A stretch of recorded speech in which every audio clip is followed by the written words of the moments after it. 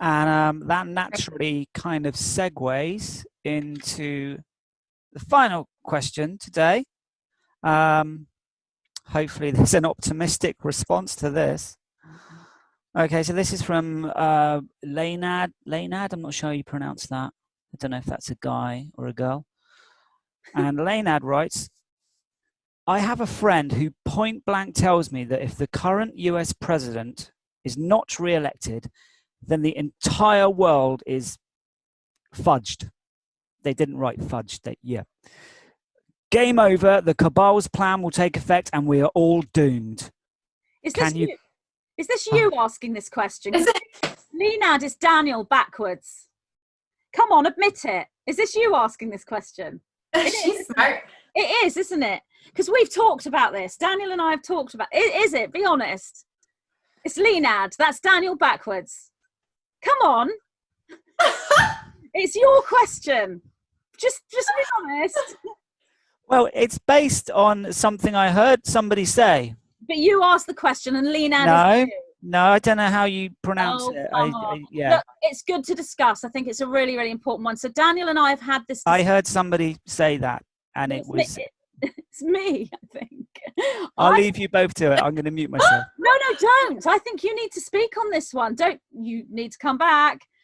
We've had a discussion where I've said many times to Daniel, no, I think you should come back, Daniel, and actually give your perspective, because I think your perspective is really valid to hear. Here I am. So we've spoken, and I've said, if Trump doesn't win the election, it's game over. We're done for. It's like, this is the only way that we can move forward. And when you look at the great sort of entire plan here, if the deep state were to get into the American presidency, then they can undo everything that Trump has done and close everything back down and come back in with this. And it will no longer be an attempted planetary takeover. It will be an actual planetary takeover, because they will have the top spot, if you will. And I don't see it. I don't see that happening. I see Trump winning. I see him winning. If the election goes ahead, I've always said I'm still not 100% sure that it will.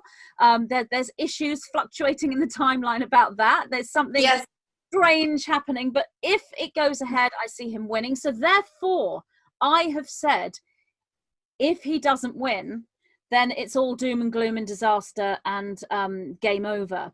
But that's because I'm looking at the eventuality I see. Everything else sort of crumbles around that timeline because it just simply doesn't exist. I'm not being negative. And I do agree with what Daniel is saying, because he sees something different. What do you think, Nina? So based on the timeline that we're talking about right now, I do see that if Trump doesn't win, that is what the plan is. And so we would be looking at, that would be, yes, we would be taken over. That is their plan. But is there another possibility? Yes, there are many possibilities. I have honestly wondered if the election won't happen and if possibly the event occurs before, because it seems like the ascension is just accelerated at this super fast rate right now. I've also wondered if there will possibly be a delay. It seems like there's a very probable delay is what I'm seeing. Yes. And it feels as though we're also able to skip some things that were in the plan, because maybe we don't need to do that to wake up. So that feels quite good. But if he lost, and if the cabal were to take over, do I see other possibilities? Yes, I do. I see possibilities of our galactics assisting us.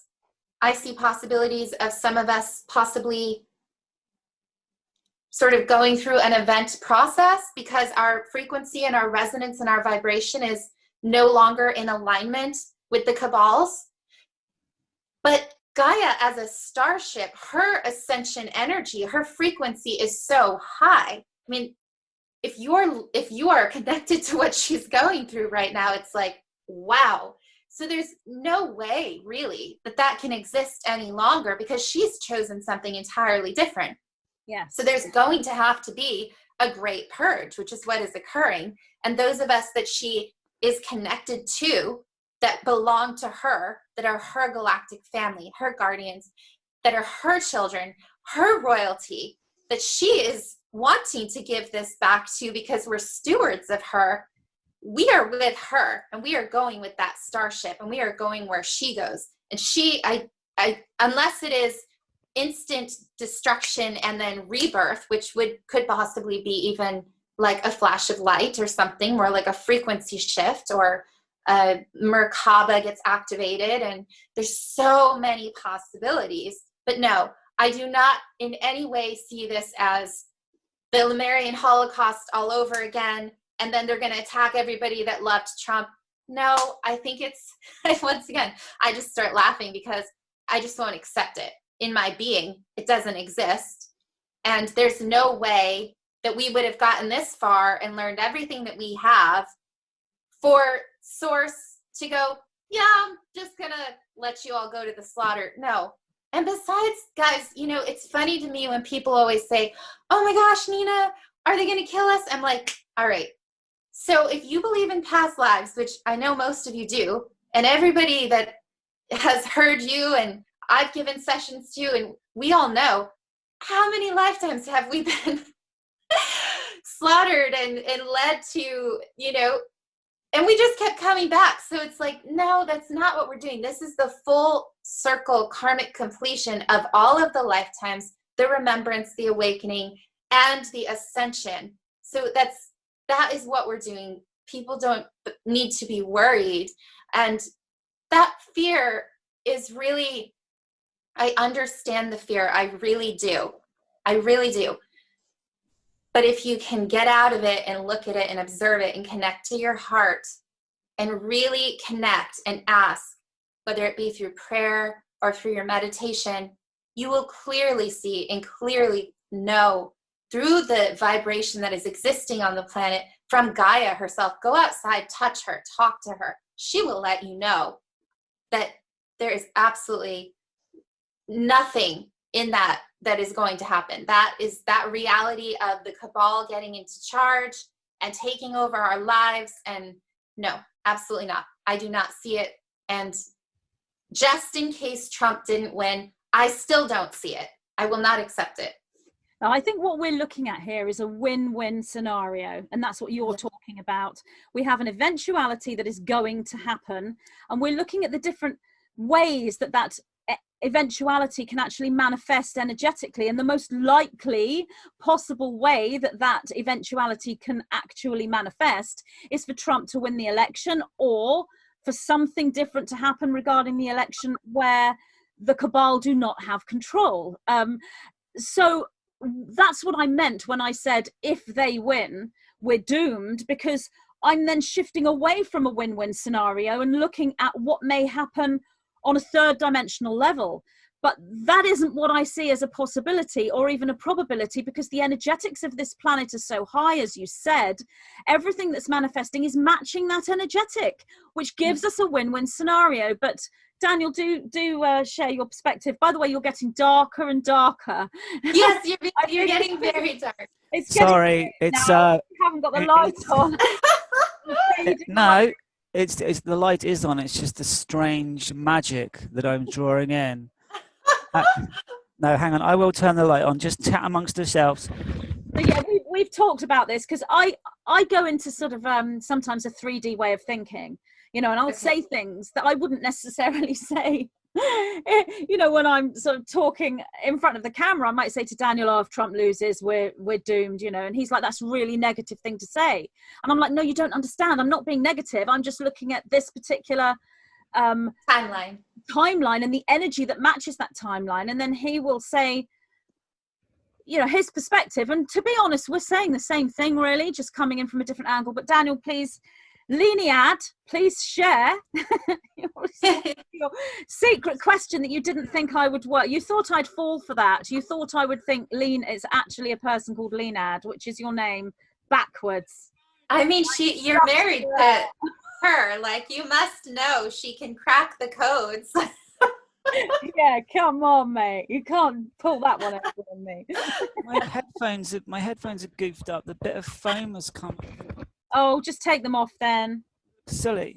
Okay. Oh, here you. I was going to say, I have tremendous optimism. This whole weird year, I've been speaking with Magenta about. It's like a sine wave, and we get a bit of hope, and then it dips. A bit of hope, and then it dips, and then the hope goes up, up, up, up. And I've said, you've got to watch out, because you think it's going up and then it will go down lower than it ever was. And it's like the pattern is becoming so erratic now that it's got everybody jumping from one foot to the next, thinking like, are we getting back to normal? Are things getting better? Or are they getting worse? Every time you turn on the news, every time you look at any internet site, everything is inconsistent. It doesn't marry up. It's literally like just a lottery what news article you land on, whether it's got a positive or a negative inclination in it. And it's just like, some days it's just like, I can't, there's only so much I can read, because it's like you can get up in the morning, feel absolutely fine until you turn on your computer or the television. But I've got a tremendous optimism that, and this isn't meant in any way to be flippant to all the suffering that's taken place or all the suffering that may yet take place, but I have this fantastic, irrepressible optimism that even if the political scenario and situation goes a way that a lot of people feel is not good, I still feel like even in the sine wave will go so low, it will be subterranean. It will be off the charts low. But then I think this sweeping movement could bring it back higher than it's ever been. And I'm not saying that it needs to go crazy low in order to come up really high, but I remember David Wilcox speaking one of his talks about, in script writing, in movie script writing, there's always this element they put in, and it's called the scent of death. And it's when all hope seems lost. There doesn't seem any way out of the bad situation, and it's game over for the protagonists, for the hero. And then some turn of events will come around, often in a really unorthodox way, and everything will be restored, or there'll be some compensation. And it's like, none of us know how anything's going to play out exactly. You can get inclinations. There's certain events in history, I'm sure, which are so powerful that they can send out shockwaves both into the future and into the past. Right now, though, it is like we're all in a purgatory. We're in an uncharted zone of the Matrix, and there doesn't seem to be that many messages coming in from anywhere. It's almost like we're just on a blank canvas, and it's up for grabs. Anybody, how they choose to play this narrative. It's literally like somebody's at some mad cosmic keyboard rewriting the script every 5 minutes, and we're just all the actors, and we're like, just a minute, I already rehearsed my lines. And you get up the next morning and it's all changed, and it's like, who's writing this crazy play? And sometimes it's great, and sometimes, and it's literally on a sometimes an hour-to-hour basis how you're going to feel about it. But me, I've got this tremendous optimism that regardless of what happens, it will be overwhelming. And it's only on the other side of it that we will see the glorious design of everything that's happened, everything that's happening. And I don't want to be naive, because like something could come about in 24 hours time that, and I'll look like a jerk, because I don't know.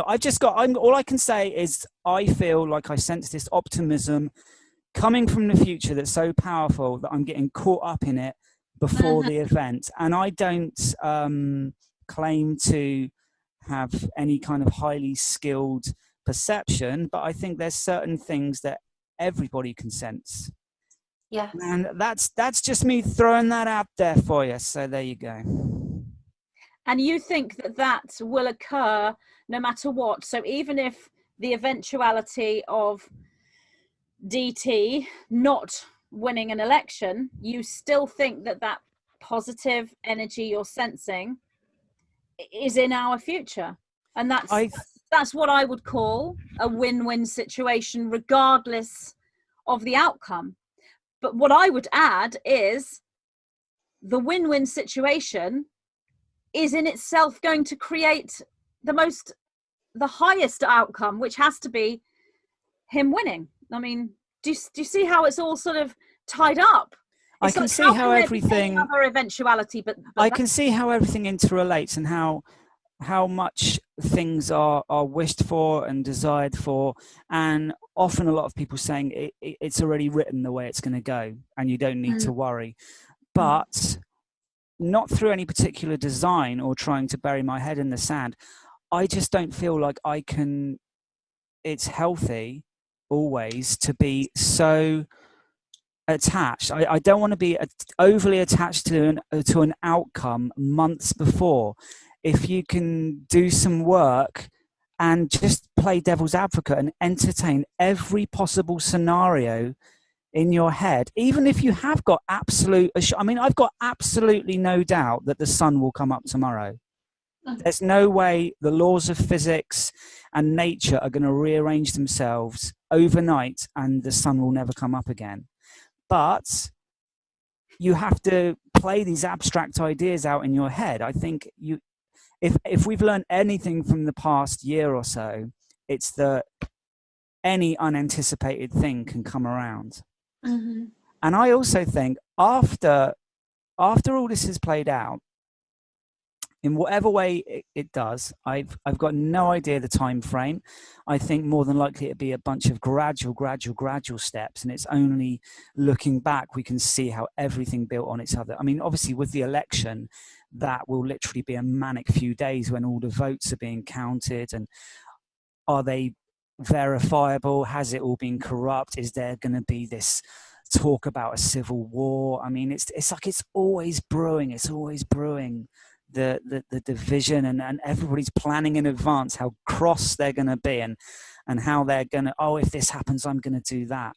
And I think in a nutshell, you've got to smell the roses. You've got to go outside and smell the roses, because we could be caught up in the repercussions of whatever political changes take place our entire lives. And do you want your entire life to be about people in suits on pedestals, on lecterns, debating back and forth?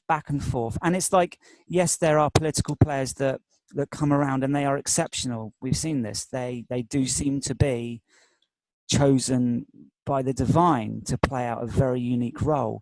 But I just want to be in a place where I'm not so overly attached to the outcome that I can't enjoy my human existence here. I don't know, maybe that sounds a bit muddled.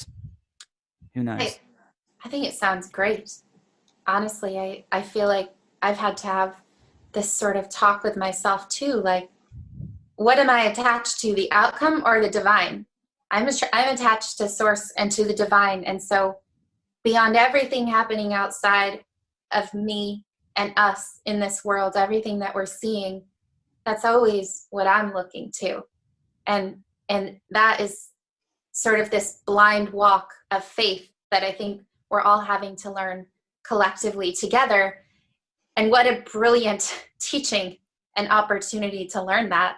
And we are learning it. And that's what's so exciting. It is exciting, and it's also really distressing. It's both simultaneously, which is the paradox. Yes. And it's like, but the best lessons are often the tough ones. And it does suck. It sucks when you're going through it. It's terrible. Right? Initiation sucks. I mean, and we all love to talk about initiation. And in the New Age and spiritual communities, people would throw this word around all the time and go, well, we don't have initiations here.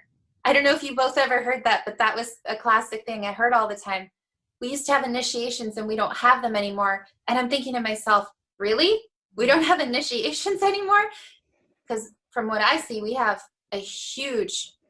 our individual initiations that we've all gone through in preparation for this time, which are often it's like seeing it from the filter of going, oh, I wasn't a victim. I'm not a victim. That's an initiation. It was an initiation.